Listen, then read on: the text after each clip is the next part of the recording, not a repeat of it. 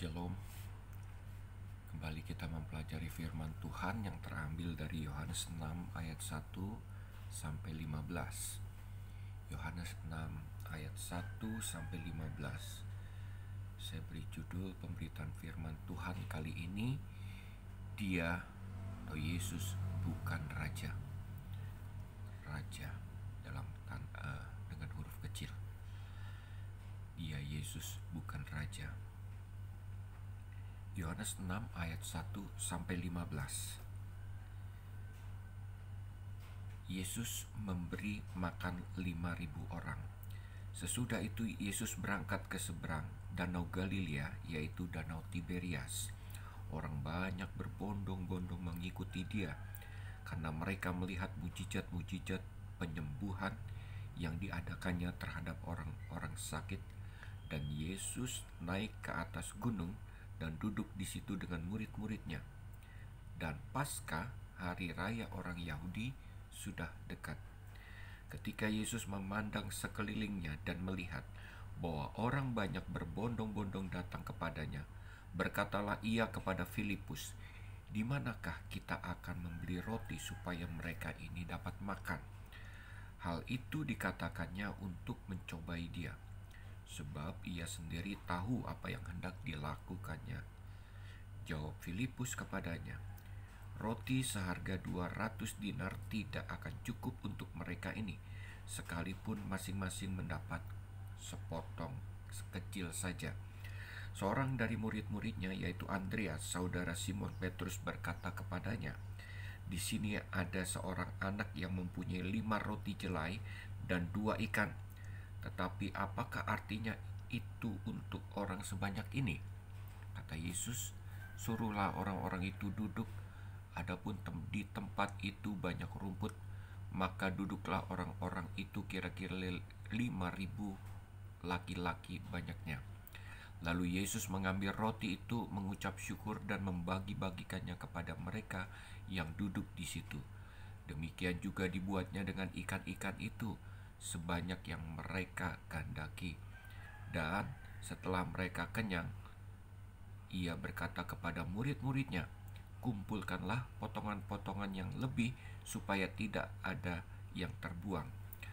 Maka mereka pun mengumpulkannya dan mengisi 12 bakul penuh dengan potongan-potongan dari kelima roti jelai yang lebih setelah orang makan. Ketika orang-orang itu melihat mujizat yang telah diadakannya, mereka berkata, "Dia ini adalah benar-benar nabi yang akan datang ke dalam dunia." Karena Yesus tahu bahwa mereka hendak datang dan hendak membawa Dia dengan paksa untuk menjadikan Dia raja, Ia menyingkir pula ke gunung seorang diri. Bapak Ibu, saya percaya Bapak Ibu dan saudara-saudara yang saya kasihi pernah bahkan berkali-kali mendengarkan khotbah tentang Yesus memberi makan 5.000 orang, belum lagi termasuk anak-anak dan perempuan, dari 5 roti dan 2 ikan. Bapak Ibu, beberapa minggu yang lalu ramai ketika beberapa pengkhotbah atau pendeta besar mengkhotbahkan 5 roti dan 2 ikan ini sanggup memberi makan 5.000 orang, ya, dimana 5 roti dan 2 ikan ini adalah yang harus kita berikan atau kita kelola untuk Tuhan, kepada Tuhan, sehingga Dia akan mendatangkan berkat, mendatangkan kemakmuran dalam berbagai situasi. Sudah barang tentu buser-buser gereja seperti gereja palsu, bendahara gereja mentertawakan itu, ya. Saya tidak permasalahkan dan saya tidak mengkhotbahkan modal 5 roti dan 2 ikan ini, lalu kemudian sanggup memberi makan 5.000 laki-laki, belum termasuk perempuan dan anak-anak, dan sisanya 12 bakul. Tetapi Bapak Ibu, yang saya akan ketengahkan di dalam peristiwa ini adalah reaksi dari orang-orang yang ada pada saat itu. Sebagian besar mereka adalah orang-orang Yahudi yang berduyun-duyun mengikuti Tuhan Yesus kemana Tuhan Yesus pergi. Karena apa? Karena Yesus memberikan pengajaran yang cukup menggoncangkan. Pengajarannya tidak seperti imam-imam, ahli-ahli Taurat, orang Farisi pada waktu itu. Dan bukan hanya dia sanggup mengajar, berkhotbah, tetapi juga dia sanggup membuat mujizat yang luar biasa. Dia sanggup mengubah air menjadi anggur. Ya, dia sanggup mengubah roti, 5 roti dan 2 ikan ini, sanggup dia perbanyak untuk memberi makan 5.000 orang. Belum lagi dia menyembuhkan anak pegawai istana dari jauh. Cukup dengan kata, hari ini anakmu sembuh. Dan anak pegawai istana itu yang pada waktu itu cukup jauh posisinya dengan Tuhan Yesus, seketika saat itu juga sembuh. Belum pernah orang yang ada seperti ini. Dia sanggup untuk berkhotbah, sanggup mengguncangkan pemberitaan firman-Nya, orang banyak. Terus kemudian dia sanggup juga untuk membuat mujizat-mujizat yang spektakuler. Dan orang-orang pada saat itu bereaksi. Dia katakan ayat 14, mereka katakan dia ini adalah benar-benar nabi yang akan datang ke dalam dunia. Dengan kata lain, belum pernah pandai berkhotbah. Nabi bukan hanya pandai berkhotbah, tapi juga membuat mujizat-mujizat yang spektakuler. 5.000 orang, belum lagi termasuk perempuan dan anak-anak, sanggup diberi makan pada malam hari itu. Hanya dengan 5 roti dan 2 ikan. Lalu kemudian, apa reaksi dari Tuhan Yesus? Tuhan Yesus menyingkir ke gunung dan Tuhan Yesus berdiam seorang diri. Karena apa? Karena bukan hanya masyarakat atau orang-orang saat itu menganggap Yesus nabi yang akan datang, tetapi juga ingin menjadikan Tuhan Yesus raja dari mereka dengan paksa. Raja itu adalah jabatan politik, ya, seperti seorang presiden. Mereka aklamasi menjadikan Tuhan Yesus itu raja, pemimpin politik mereka. Bayangkan Bapak Ibu, apabila ada seorang tokoh agama, katakanlah dia seorang pembicara yang besar, ya, seperti Pak Stephen Tong, pandai berkhotbah, khotbahnya luar biasa, dan bukan hanya bisa berkhotbah, tetapi dia sanggup untuk membuat mujizat. Air berubah menjadi anggur, menyembuhkan orang sakit, lalu mencelikan orang buta, dan berbagai-bagai mujizat sanggup Yesus lakukan. Bayangkan Bapak Ibu, apabila ada seorang pembicara besar, lalu kemudian sanggup membuat mujizat, dan dia juga seorang pemimpin politik, presiden yang sanggup berkhotbah, yang sanggup membuat mujizat. Bapak Ibu, bayangkan bila terjadi seperti itu. Apakah ini dimungkinkan Bapak Ibu?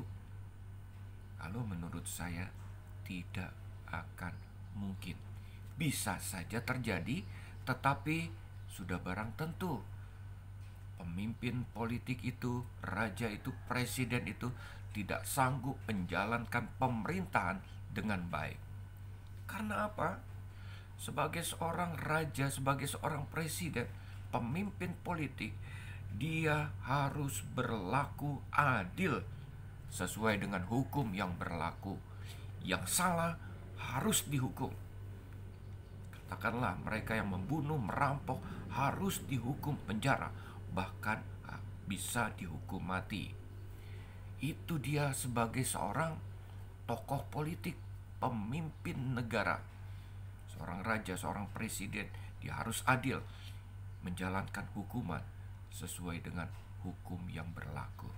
Seadil-adilnya dia harus melaksanakan itu. Selain itu juga dia seorang nabi, seorang pengkhotbah yang sanggup melakukan mujizat-mujizat besar. Sudah barang tentu nilai-nilai yang dia jalankan bukan nilai politik saja, tetapi juga nilai-nilai kebenaran firman Tuhan. Artinya apa? Mereka yang bersalah, katakanlah yang membunuh, mencuri, harus dimaafkan. Karena Tuhan katakan memaafkan mereka 70 kali 7, harus diampuni. Dengan kata lain, hukum tidak bisa berlaku adil karena nilai yang diajarkan sebagai seorang nabi dan pembuat mujizat adalah nilai-nilai kebenaran firman Tuhan. Harus mengampuni mereka. Di satu sisi, Yesus sebagai seorang pemimpin pemerintahan, pemimpin politik, seorang raja presiden, dia harus seadil-adilnya memberikan hukuman kepada orang yang bersalah. Tetapi di lain pihak, dia harus mengampuni karena nilai agama firman Tuhan yang diajarkannya pada saat itu berbarengan. Bapak Ibu, terjadi konflik, ya. Nah, Bapak Ibu, buat saya tidak mungkin seorang nabi, pembicara besar, pengkhotbah besar yang sanggup membuat mujizat, yang menjalankan nilai-nilai firman Tuhan di dalam kepemimpinannya itu juga menjadi seorang tokoh politik, ya, yang seadil-adilnya memperlakukan hukuman sesuai dengan perbuatan yang dilakukan oleh orang tersebut. Tidak ada pengampunan untuk orang tersebut. Makanya Tuhan Yesus, dia tidak mau menjadi raja atau tokoh politik pada saat itu. Itu saya percaya. Bapak Ibu, ketika Yesus memberi makan kepada 5.000 orang, perhatikan, ya, cukup dengan 5 roti dan 2 ikan. Seharusnya dan mungkin orang-orang Yahudi pada saat itu teringat dengan peristiwa di mana orang Israel yang keluar dari Mesir, mereka mengembara di padang gurun dan mereka mengalami kelaparan. Dan pada saat itu Musa meminta kepada Tuhan untuk memberikan mereka makan. Dan apa yang terjadi? Tuhan mengirimkan mereka setiap hari mana untuk 2 juta orang Yahudi. Setiap hari mereka diberi makan mana. Peristiwa yang sama dengan peristiwa yang terjadi ketika Yesus memberi makan 5.000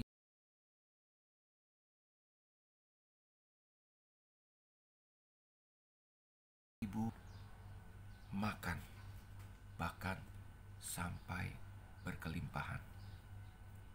Ya. Apa yang Tuhan lakukan ketika mereka memberikan mana pada orang Yahudi? Orang Israel pada saat itu mereka mulai mengagungkan nama Yahweh, nama Tuhan. Seharusnya Bapak Ibu, ketika Yesus memberi makan 5.000 orang dan mereka teringat dengan peristiwa mana, seharusnya mereka menjadikan atau mengakui Yesus bukan hanya seorang nabi, bukan hanya seorang pembuat mujizat, ya, tukang sulap yang membuat mujizat, sanggup memberi makan mereka 5.000 orang laki-laki. Harusnya mereka mengakui bahwa Yesus ini bukan hanya nabi, pembuat mujizat, tetapi dia adalah Mesias, dia adalah Tuhan. Oleh karena itu, pada kesempatan kali ini saya mau mengatakan, jangan seperti orang-orang Yahudi, hanya melihat ketokohan Yesus itu hanya seorang nabi yang akan datang, hanya seorang raja, tokoh politik. Dia adalah Tuhan, Dia adalah Mesias buat kehidupan kita. Bukan hanya kita diberikan kesehatan, kesembuhan, kekayaan, kemakmuran. Bukan itu yang Tuhan akan bukan hanya itu yang Tuhan akan lakukan di dalam kehidupan kita. Bahkan Dia sanggup untuk memberi makan, menyehatkan bangsa ini, memakmurkan bangsa ini, seluruh bangsa, bahkan seluruh dunia. Tuhan sanggup berperkara dengan kita semua, bukan hanya pribadi demi pribadi.